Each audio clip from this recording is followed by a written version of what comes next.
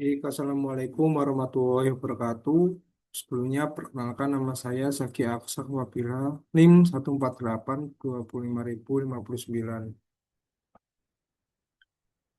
Di sini saya ingin mempresentasikan hasil kerja analisis saya terhadap prediction tugas yang diberikan dari Pak Agus Hermanto. Baik, yang pertama kita masuk ke latar belakang. Perkembangan teknologi komputer menuntut prosesor bekerja lebih cepat dan efisien. Salah satu teknik yang digunakan adalah pipelining. Namun, teknik ini dapat mengalami hambatan ketika menghadapi instruksi percabangan atau breadth. Untuk mengatasi masalah tersebut, prosesor menggunakan breadth prediction, yaitu teknik untuk memprediksi hasil percabangan sebelum hasil sebenarnya diketahui.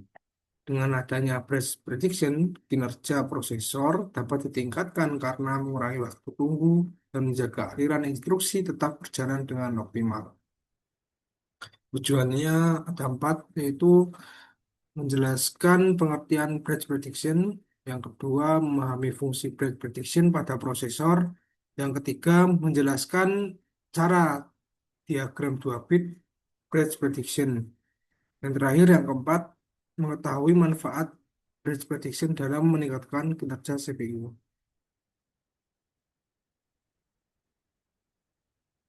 Pengertian breadth prediction. Apa itu breadth prediction? Breadth prediction adalah teknik yang digunakan oleh prosesor memprediksi hasil instruksi percabangan seperti if, then, else, atau perulangan sebelum hasil sebenarnya diketahui. Tujuannya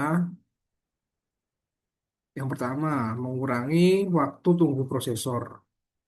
Yang kedua, menjaga pipeline tetap bekerja. Yang ketiga, meningkatkan performa CPU.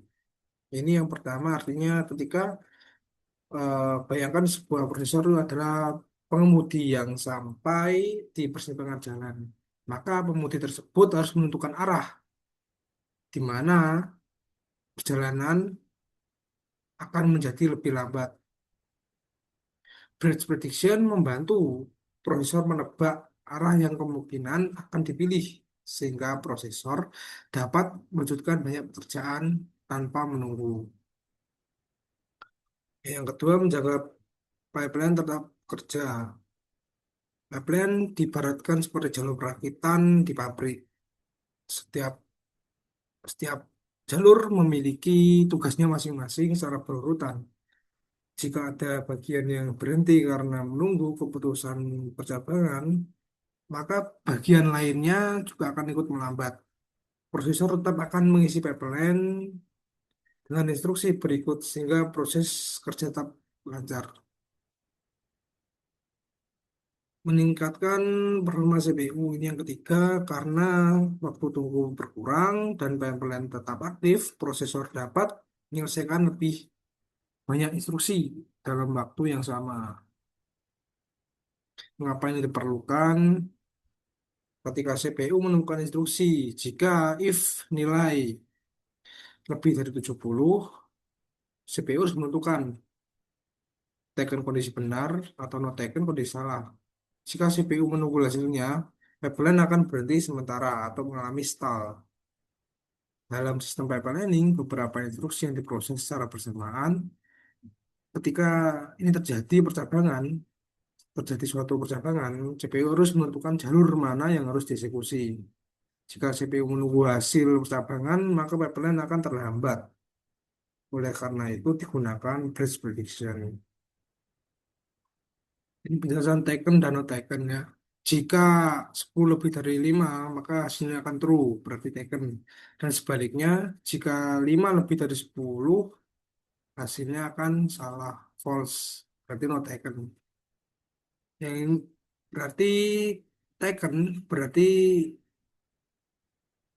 terjadi ketika kondisi percabangan bernilai benar, sehingga program berpindah ke jalur percabangan. Sedangkan not taken berarti kondisi bernilai salah, sehingga program melanjutkan eksekusi ke instruksi yang berikutnya. Jelasan gambarnya, diagramnya, diagram 2 bits bridge prediction predictor. Diagram ini terdiri dari empat state ya. Strongly strongly taken, weakly taken, weakly not taken, dan strongly not taken.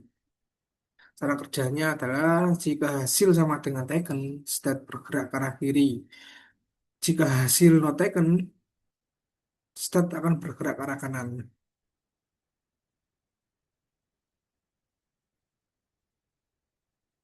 Gambar tersebut menunjukkan mekanisme prediksi cabang yang menggunakan metode 2 bit bridge predictor.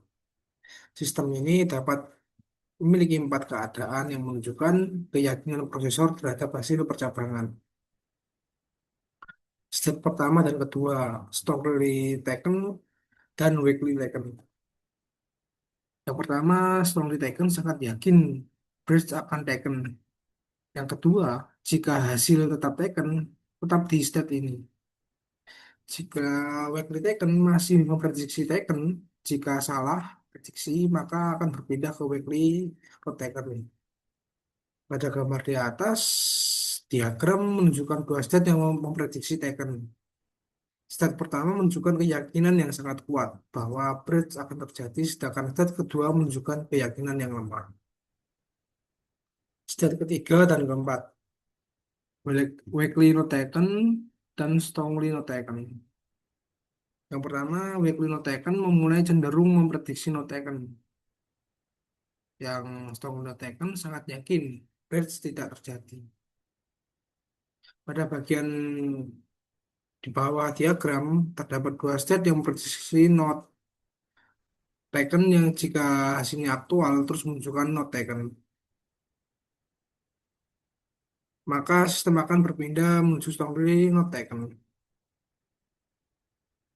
Kelebihan diagram 2 bit prediktor. Yang pertama, akurasinya lebih tinggi. 2 bit prediktor tidak langsung mengubah prediksi hanya karena satu kesalahan. Karena lebih sabar dalam mengambil keputusan, prediksinya menjadi lebih akurat sebanding dengan metode 1 bit prediktor. Yang kedua, mengurangi masalah prediksi. Untuk berpindah dari kondisi yakin taken ke yakin not taken dibutuhkan lebih dari satu kesalahan. Akibatnya, kesalahan prediksi yang disebabkan oleh perubahan sementara dapat dikurangi. Meningkatkan performa CPU semakin sedikit kesalahan prediksi. Karena semakin sedikit waktu yang terbuang untuk memperbaiki jalur eksekusi yang salah, akibatnya CPU dapat bekerja lebih cepat dan efisien. Yang keempat, mengurangi pipeline flash. Pipeline flash terjadi ketika prosesor harus membuang instruksi yang sudah proses karena presisinya salah. Dengan akurasi yang lebih tinggi, kejadian ini kejadian ini menjadi lebih jarang. Baik, terima kasih. Sebelum mengucapkan terima kasih, saya ingin minta maaf jika ada kesalahan kata atau pengucapan bahasa. Kurang lebihnya terima kasih. Wassalamualaikum warahmatullahi wabarakatuh.